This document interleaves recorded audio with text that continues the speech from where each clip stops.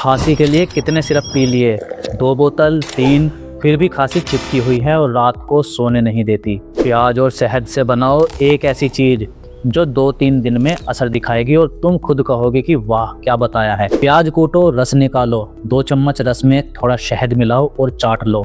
दिन में 2-3 बार ये करना है। और अगर खांसी ज़्यादा परेशान कर रही है तो रात को सोते वक्त इसी प्याज के रस से पैरों के तलवों पर मालिश करो और मोजे पहनकर सो जाओ। सुबह तक आराम जरूर मिलेगा। बच्चों के लिए खास तौर पर यह बहुत ज़्यादा काम करता है और रिजल्ट शानदार मिलते हैं। सिरप बंद करो और ये घरेलू तरीका अपनाओ। 2 दिन में फ़र्क खुद बता दोगे।